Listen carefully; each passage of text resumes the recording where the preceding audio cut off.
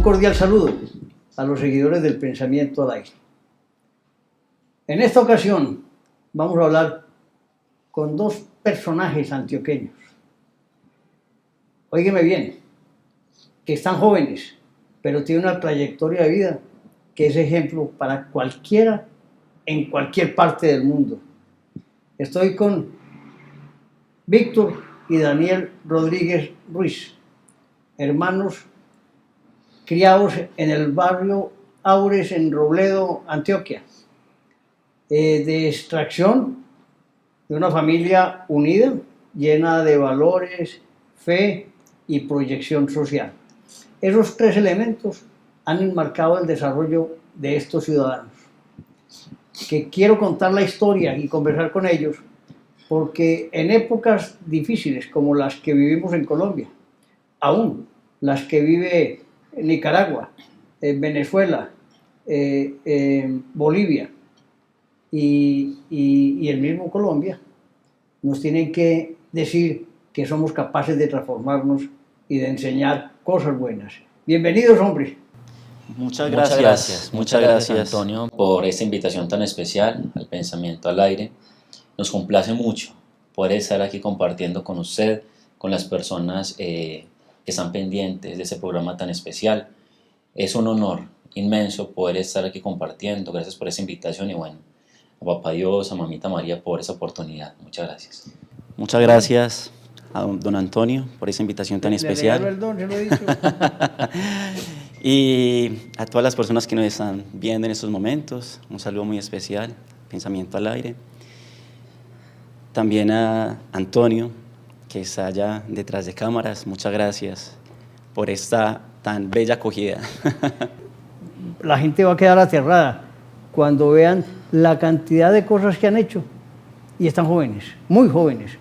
¿Qué edad tienes tú? 33 años. 35. 35, ¿les parece? Por Dios bendito. Eso es un ejemplo de vida. Muy bien. Víctor, tu padre, hombre dedicado al arte también, artista, y la madre, cabeza de hogar. Una historia muy bonita, pero el padre tuvo un problema de salud y se complicó la vida de ustedes. Arranque, Víctor, y cuéntenos qué fue lo que pasó. Bueno. Víctor y Daniel. Mi papá fue un hombre, nosotros lo admiramos no porque sea nuestro padre, creo que uno de los mayores deseos que tuvimos fue ser como ese hombre. Él ya murió hace ya 4 años por el COVID, pero dejó en nuestro corazón un legado que creo que está en nuestro deber luchar por él. Nos inculcó primeramente el amor por Dios, la unidad en familia y el siempre creer en los sueños. De él aprendimos de que nunca se puede dar por vencido. Él fue un hombre que se encargó de toda la familia, no solamente de su núcleo familiar, que fue esposa e hijos, sino también que le ayudó también a sus hermanos, a sus sobrinos y a más miembros de la comunidad en el momento en que estaba bien, porque él sufrió de un derrame cerebral. Pero creo que ya iremos hablando de ese paso a paso. Daniel, ese derrame cerebral le impidió inicialmente seguir haciendo los murales y todo tema de pintura, ¿no? Sí, él fue muy conocido en Medellín porque él era un gran diseñador. Él empezó muchos años a trabajar en discotecas, bares, en muchos lugares. Él digamos, realizó muchos diseños. Cuando le cae el derrame cerebral, ¿cierto? Él pierde toda la parte de la movilidad derecha. Eso le impide a él continuar con el arte, porque él pintaba obras espectaculares. Incluso nosotros desde niños admirábamos mucho eso. Eso fue un punto fundamental en la familia, porque cuando él le cae el derrame cerebral, nuestra economía se va a pique, se puede decir así, ya que él sostenía a la familia a través de las obras de arte, ¿sí? A través de esos planos que él hacía. Incluso en ese tiempo no habían computadoras para hacer planos y él todo lo hacía a mano. O sea, él cogía las reglas, las escuadras y los planos arquitectónicos cuando se los presentaba a los clientes, era todo a mano. Entonces era excelente. Cuando le cae el derrame, llega la familia en una crisis fundamental. Ahí pierde toda la parte de oportunidades porque queda parapléjico. ¿Y la economía de la familia? Totalmente por el piso. Fue un momento difícil, muy difícil, contándole aquí una anécdota. ¿Cuántos hermanos son? Somos 6 hermanos de sangre, ¿cierto? De sangre. Pero que él crió 24. ¿Cómo le va? ¿Y todo se afectó? Todo se afectó, todo se afectó. Ahí fue también cuando lastimosamente perdimos 4 hermanos en ese momento por la violencia, ¿cierto? Los mataron, sí, pues. Los mataron. Sí, así es. Entonces, él viendo esa dificultad, aún así con su derrame, para él es muy doloroso ver que también sus hijos se pueden perder. Crió a 24 hijos de mis tíos y mis tías, incluyendo también a los tíos. Una persona lleno de mucho amor, la verdad. Aún así, con su derrame, él trataba de enseñarnos a esa superación personal. No es fácil ver que su economía se va al piso, porque él era un hombre que, podemos decirlo, él llenaba piezas grandes de mercados, porque le gustaba dar mucho mercado a la gente pobre y humilde. Esa situación, cuando le cae el derrame, que nos vamos a quiebra, digamos la familia, llega un momento muy duro porque la gente misma del barrio, al ver que a don Manuel le pasa esa situación, empieza la gente a ir apoyando con mercados a la casa. A veces nos tiraban cuando lo tiraban era que había un huequito en la ventana y la gente nos metía por la ventanita. Qué bonito. Las arepas o las papas. Qué bonito. Sí. O sea, era como un ángel que Dios mandaba, porque a veces nosotros miramos a ver quién era y nunca sabíamos quién era el que nos tiraba por la ventana que daba a la calle, a la acera, las arepas o el arroz, las bolsitas de leche. Uno decía, o sea, era Dios que siempre ha estado, digamos, en ese proceso, viendo que Él, en su momento cuando estaba súper bien, Él ayudaba a tanta gente que lo necesitaba. Ahora que Él necesitaba, digamos, esa ayuda, porque él quedó en cama, fue un proceso de recuperación difícil. Él no pudo volver a mover el pie, ni la mano, ni el habla. Pero aprendió a pintar con la izquierda. Sí, creo que es el proceso que más admiramos de él. Como él perdió tanto el habla como la movilidad, tenía una caja así grande llena de puros elementos y artefactos que llegábamos, mi abuela me cogía a mí, mijo, dígale al papá qué es eso, y él no sabía mencionar, eso es una cuchara, eso es una peinilla, no, él era así durante 2 horas, no era capaz de hablar, y aún así, él empezó con la mano izquierda en su silencio a practicar líneas, círculos y las técnicas de pintura que él había conocido durante toda su experiencia, y en el transcurso de 3 años, mejoró tan bien la técnica en su mano izquierda que él dijo, yo no me puedo quedar así. En ese proceso mejoró tanto el aula como su habilidad de poder pintar y dibujar con la mano izquierda. Cuando menos pensamos, él nos llamó y nos dijo, muchachos, vengan, ayúdenme a extender eso, pero en su forma de hablar, porque él no se comunicaba al 100%. Tenía más o menos por ahí, en ese momento, un 30-40% en su forma de comunicación. Entonces nos hizo extender el lienzo sobre el bastidor, preparó sus pinturitas con la mano izquierda, él mismo, no nos pedía ayuda para eso, y empezó a pintar y a dibujar. Cuando nosotros empezamos a ver después de todo ese proceso, llenaba cuadernos con esas técnicas y empezó. Cuando llegó, y en ese mismo proceso, nosotros estábamos también haciendo lo mismo que él. En su forma de hablar, él nos venía enseñando como nuestro primer maestro esas mismas técnicas.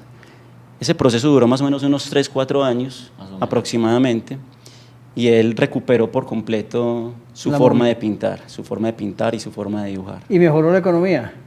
Bueno, en ese proceso no, todavía no, porque él de antes también había pintado unos cuadros que no se vendieron. Él salía por todo Colombia con sus clientes a comercializar esas obras artísticas, y habían quedado unos 20 cuadros aproximadamente. Y de ciertas personas que nos conocían o que conocían el nombre de él, en algún momento lo llamaban y con un solo cuadro lográbamos sostenernos como unos 3-4 meses aproximadamente. Entonces también era una ayuda muy grande haber tenido esas obras artísticas, le debemos mucho al arte.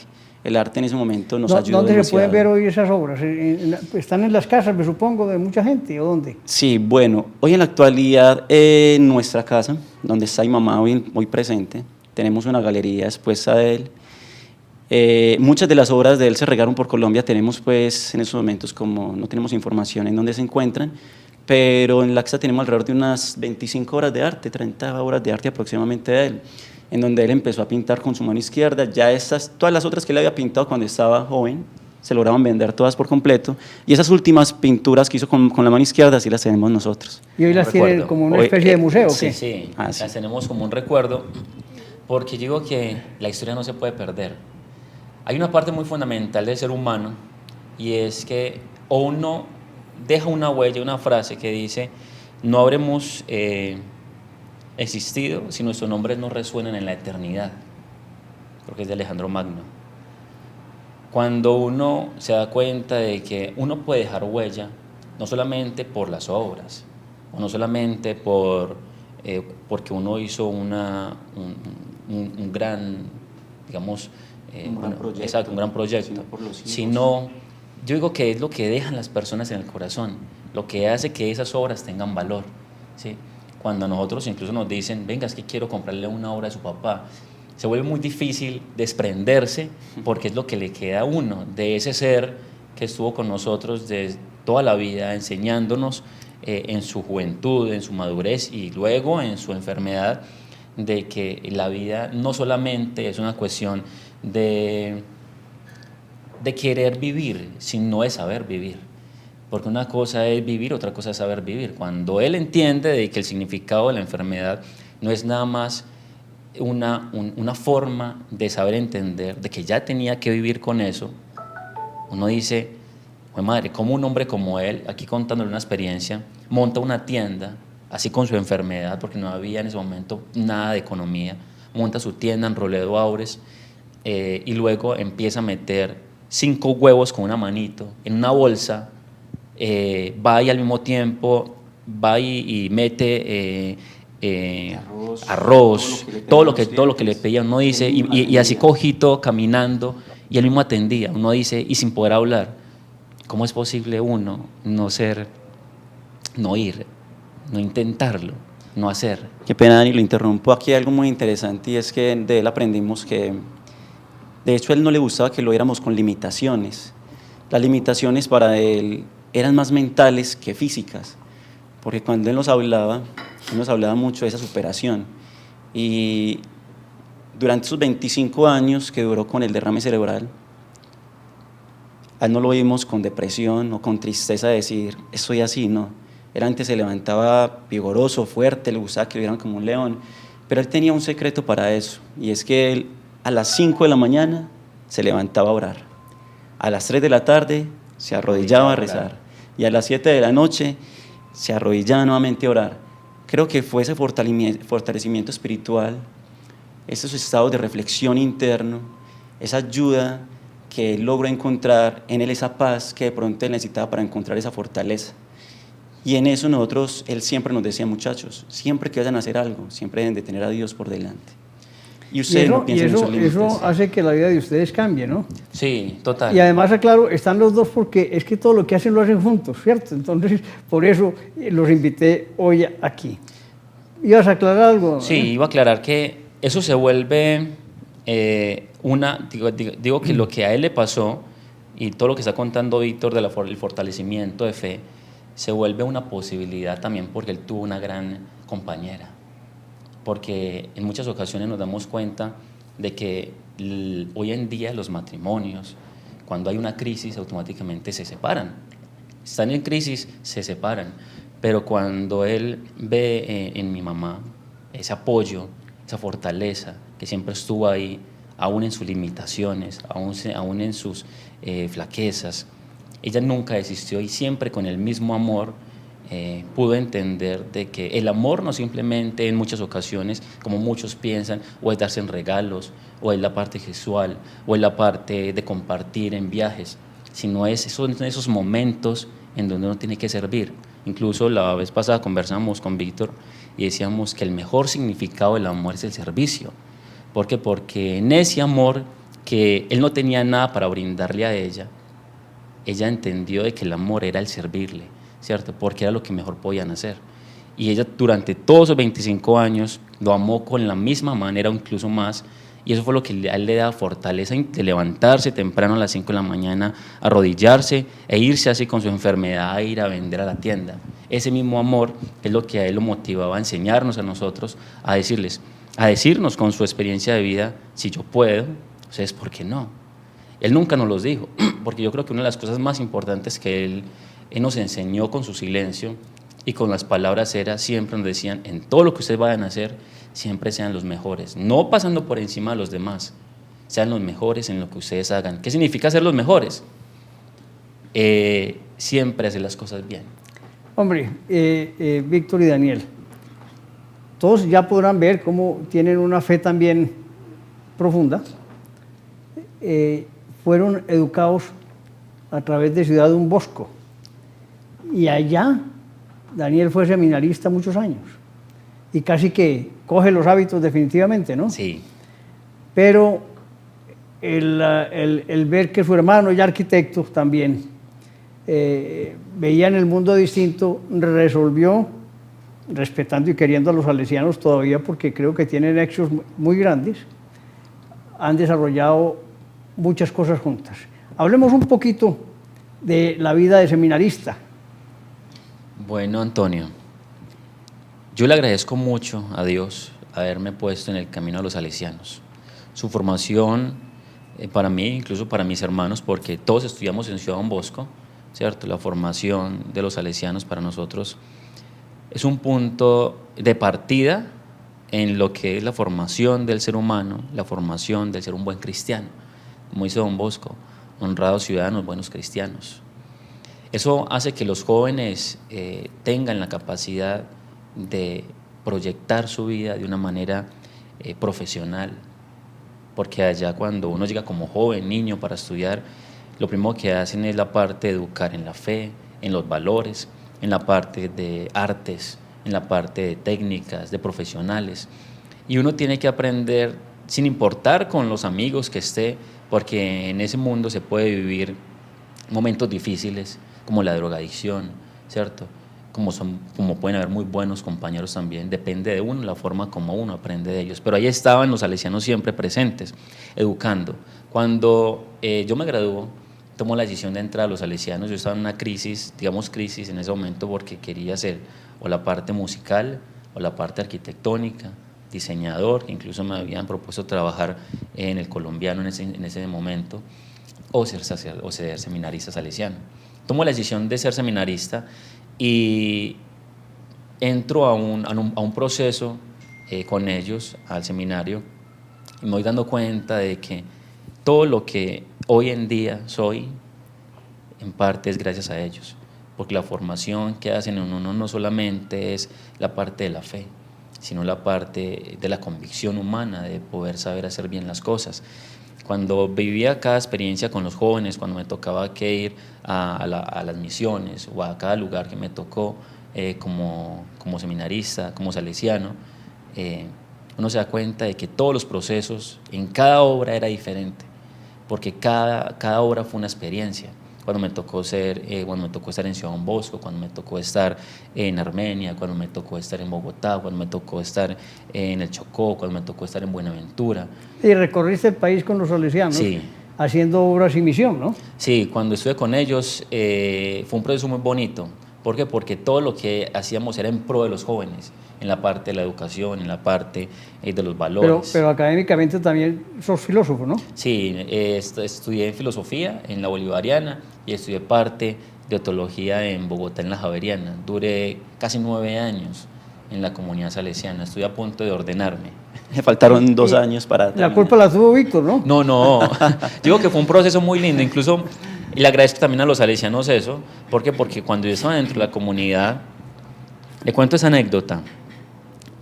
En el primer año, pues yo venía de una formación con mi papá de hacer arte, porque mi papá nos inculcó la parte de la pintura, mi mamá nos inculcó la parte de la música, ¿sí? Cuando entró a los salesianos el primer año, uno empieza pues como quien dice, a aprender a desaprender lo que había allá en el mundo y ahora venga aquí que ya es otra parte muy diferente. Entonces, bueno, empieza a toda una formación de estudios.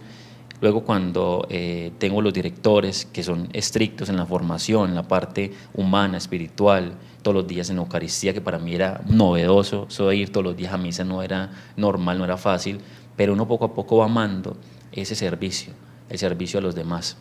Entonces, cuando llega el segundo año, y yo en el primer año empiezo a ver como, bueno, a mí me gusta el arte, la pintura.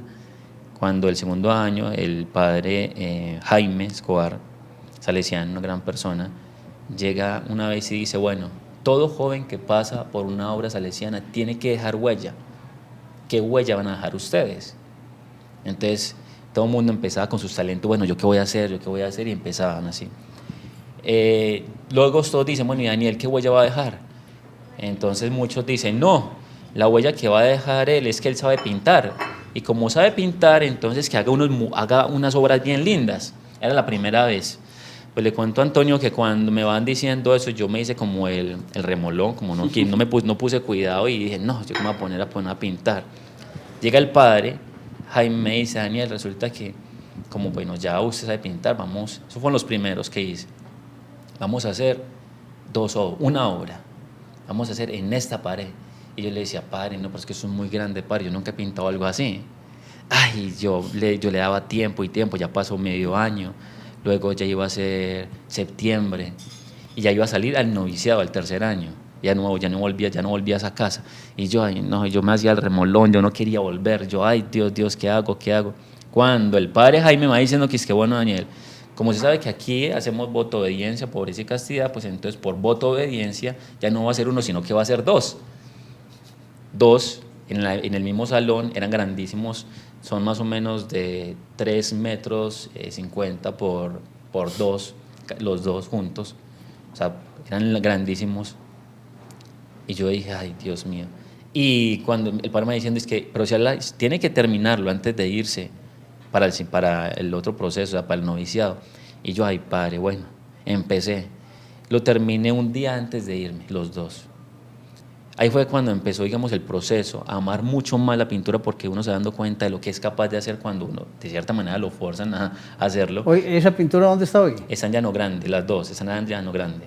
Y así, cuando fue pasando a cada obra, luego llegué al noviciado del padre Ariel Guerrero, un gran maestro de novicios. Me dice, bueno, Daniel, ya pintaste allá 2, ahora aquí te espera esta pared. Era gigantísima, casi de 7 metros por 3 de alto. Y yo le decía, padre, pero ¿cómo así? Que sí, mío, pues ya pintó allá, ahora yo quiero que aquí dejemos una obra bien especial y vamos a hacer una última cena. Yo decía, ay, señor, padre, pero eso está muy grande, padre, yo nunca he hecho una cosa de esas.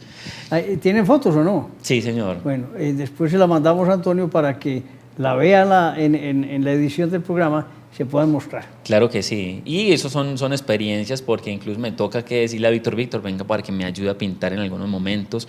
Ahí me tocó en muchos momentos que habían horas de trabajo sacar espacios, y como anécdota que les comparto esto, había un sacerdote que nos daba latín, el padre Oscar, que en paz descanse, muy especial, me decía, Danielito, no has pintado esa semana, en esa clase ve y pinta. Y como a mí como que no me gustaba mucho el latín, yo me iba a pintar en la hora. Igual con el Pararrula, en italiano me decía, Daniel, no has pintado en esa, necesitamos poder terminar esa hora. Me duré todo el año pintando en las horas. No fue que yo lo pinté de la noche a la mañana, sino que fue durante 2 horas, durante todo el año, 365 días en espacios que tenía.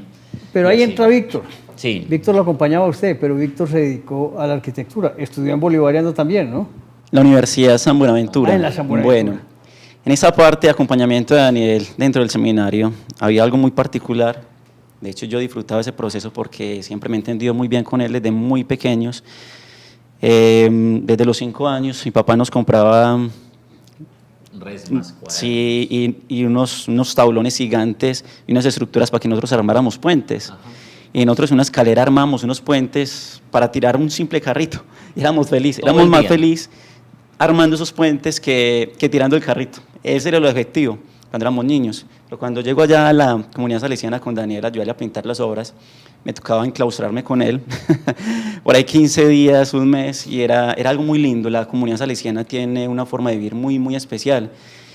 Tienen los espacios muy bien separados. Hay tiempo para el arte, para la música, para el deporte, para la cena, para la oración.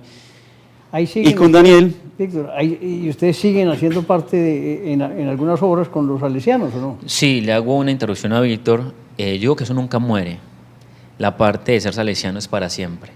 Porque incluso por fuera, estando de fuera de la comunidad salesiana, siento el carisma de Don Bosco mucho más arraigado en el corazón, en mi vida, porque todo lo que vivía afuera, adentro, quiero poderlo poner en práctica por fuera, porque el servicio, la parte de fe, la parte de oración, todo lo que se vivió adentro, es lo que lo que un joven, una persona debería entender cómo vivir por fuera. Decía una frase de Don Bosco que donde los jóvenes se dieran cuenta lo feliz y lo dichoso que se vive dentro de esa experiencia salesiana, todo el mundo quisiera estar allá.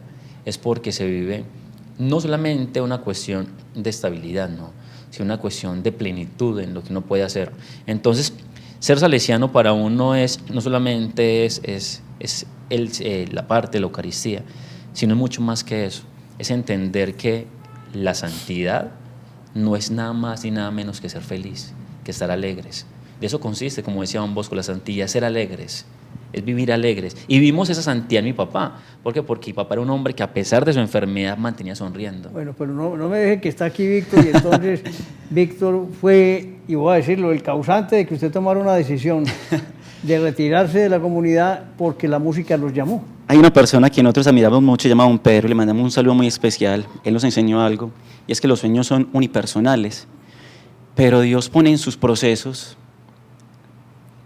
a las personas correctas, y me puso un excelente hermano, a él, a Daniel, también a mis hermanas. Pero cuando yo llego allá a trabajar con Daniel esas horas de arte, desde los 7 hasta los 12 años, estamos en técnicas de música, guitarra, piano, en coros.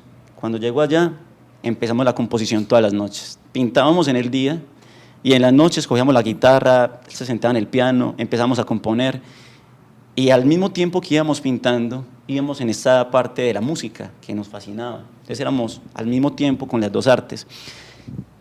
Cuando yo regresaba a la casa, pues me llenaba de tristeza porque obviamente me hacía falta mi hermano, también todo ese mundo del arte y la pintura, porque podía vivirlo más en plenitud, pero me sumergía en la arquitectura. Yo estudié, me gradué con 22 años como arquitecto de la Universidad de San Buenaventura. La arquitectura es algo que también nos ha apasionado mucho, el diseño, por la parte de mi papá, porque de muy pequeño mi papá también nos llevaba a sus trabajos y nos invitaba a trabajar. Mi hijo, así se coge el martillo, el serrucho, la caladora. Entonces era muy proactivo y le cogimos mucho amor a esa parte de la arquitectura, del diseño. Y ya cuando me gradúo, tengo la oportunidad, antes de graduarme, de trabajar con la Universidad de San Buenaventura en dos procesos muy especiales, los dos megacolegios de Bello, que trabajamos para la alcaldía de Bello, en esas dos megasobras. Después, cuando salgo, también me invitan a ser parte de la docencia. Entro también a ser como educador en Secretaría de Educación de Medellín durante 3 años, como profesor en media técnica en relación con el CNE y artes plásticas. Y aparte, tengo pues una oficina que monto al momento en que finalizo, y creo que el mejor socio de esa parte de la arquitectura ha sido Daniel. Cuando él toma la decisión de retirarse, unimos fuerzas dentro del diseño. He tenido compañeros excelentes dentro de la arquitectura, y él, aunque no estudió arquitectura, conoce muchos temas de normativa, de diseño, de espacios, de interior, y con el proceso fuimos desarrollando experiencia en construcción. Entonces formalizamos en conjunto la oficina de arquitectura y empezamos a construir, a trabajar para la Curia, para la Arquidiócesis de Medellín. Trabajamos en varios procesos de metrocables en diferentes regiones de Antioquia. Aquí quiero resaltar es la mística, la disciplina y el orden que han tenido. Y han logrado, miren, están jóvenes, como les dije, transformar muchas cosas y hacer y construir. Todo bajo el lema de la espiritualidad y de la familia salesiana, ¿no? Que fue la que les infundió con el papá y la mamá todo ese amor, ¿no?